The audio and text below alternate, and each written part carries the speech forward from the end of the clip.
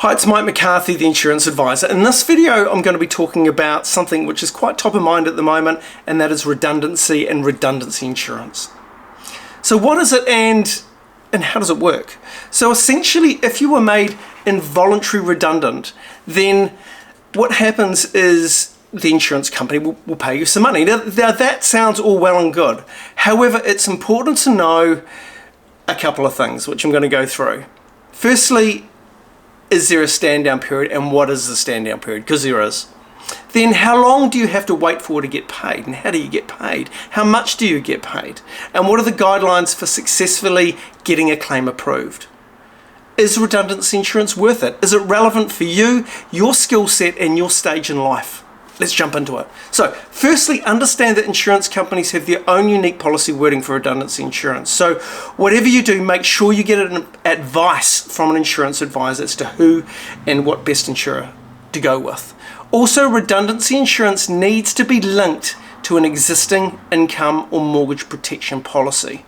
So, just because you have income and mortgage protection doesn't mean you've got redundancy. It must be linked as an additional benefit.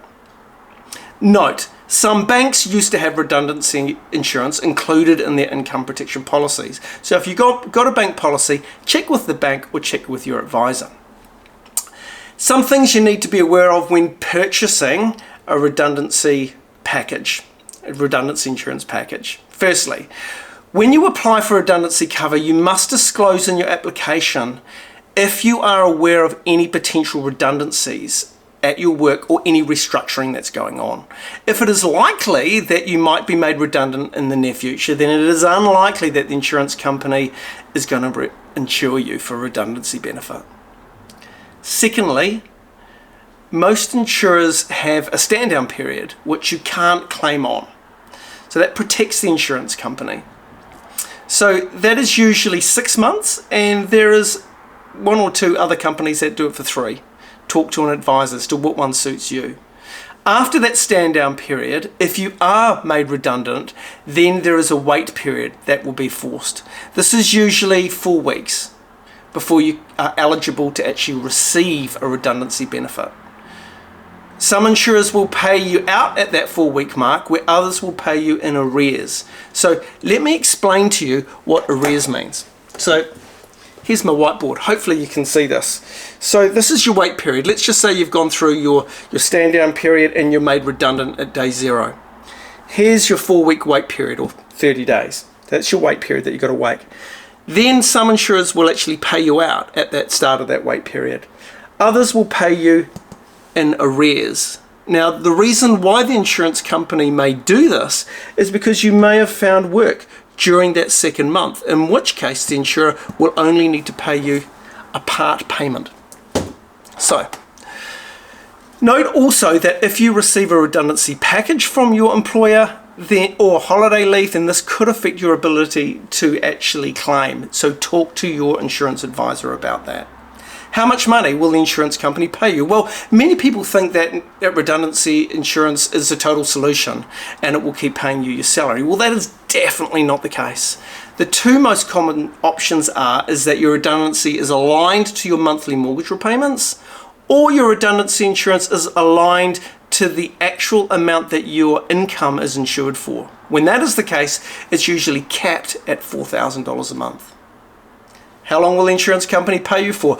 Most common payout period is 6 months. However, in some policies, you can claim that 6-month period twice for 2 separate redundancy events. Also note that during that 6-month period, you have obligations to fulfill if you're getting paid and you want to continue to be paid. Or if you want to get paid at all, you need to demonstrate that you are actively seeking employment. Depending on your policy, you may need to prove that you are either registered with an employment agency or with WINS. Any part-time work can also affect your ability to claim during this period. Other things that can affect your ability to claim is if the insurer identifies you as being self-employed, if you work in a family-owned business, if you were made redundant as a result of a strike or a labour dispute, if your work is seasonal or you had a fixed-term contract that was not renewed. So there you go. That's a high-level overview of redundancy insurance. what it is, and how it works. Some final thoughts from me. Understand that redundancy insurance is not cheap. However, it can most definitely give you peace of mind. However, one thing I always ask my clients is that if you were made redundant, do you think you would find another role within 1 to 2 months' time? If the answer is no, then maybe redundancy cover is for you. Regardless, if redundancy cover is something that you would like to explore and talk about, make sure you talk to a qualified insurance advisor like me for advice rather than going it alone. Hey, feel free to reach out to me at any time. Just go to my website, theinsuranceadvisor.co.nz, and hit the Inquire Now button or book me in for a chat. Regardless, if you like this type of content, feel free to hit the like and subscribe button, and I look forward to giving you more interesting content or catching up with you in the future. Catch you later. Bye.